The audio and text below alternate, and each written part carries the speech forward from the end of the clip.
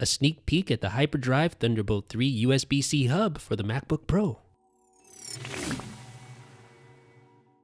What is up, ladies and gentlemen, boys and girls? This is the HyperDrive Thunderbolt 3 enabled USB-C hub for the new MacBook Pro. And you can see there the two USB-C connections that plug into your MacBook Pro's USB-C ports. So it will occupy both ports on the side of your MacBook Pro simultaneously. So something to keep in mind there for sure.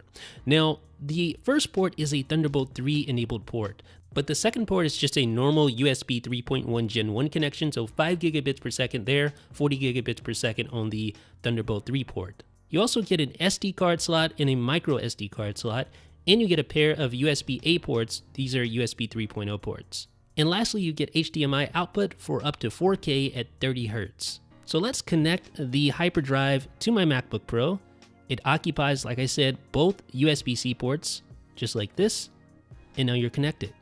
So it sits fairly flush with the MacBook Pro, and these fully working prototypes that Hyper sent over do work very well. However, they are going to make some improvements aesthetically to make sure it fits flush with the side of the MacBook Pro. And you can see it also works on the opposite side if you're okay with flipping the hub around.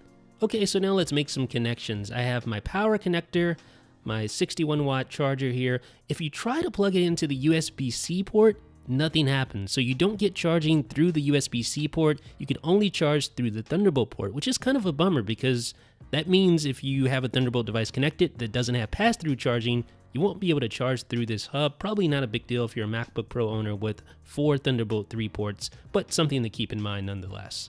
So I have my Tough Drive connected. That is via USB 3.1, Gen 1 by the way.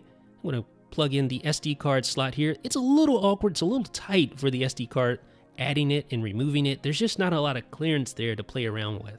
Now let's plug in a USB port. Just a normal USB-A port. This is my mixer. So now we're all connected, just like that. So really handy device here that allows you to connect multiple devices to the side of your MacBook Pro in a very flush, good-looking package here. Now I just connected a Thunderbolt 3 port.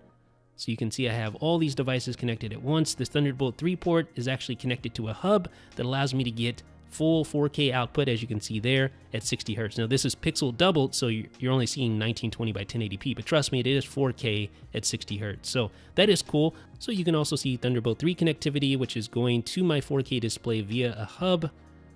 So just verifying that. And then lastly, let's check out USB, because you're able to maintain full USB 3.0 throughput at 5 gigabits per second, even with 4K at 60 Hz, which is something that other hubs obviously weren't able to do because they were USB-C only. This is Thunderbolt 3 in a good-looking aluminum enclosure that comes in space gray or silver. It's not perfect, but the HyperDrive may be the answer that you're looking for when it comes to connecting peripherals to your MacBook Pro. Let me know what you guys think down below in the comments section. This is Jeff with 9 to 5 Mac.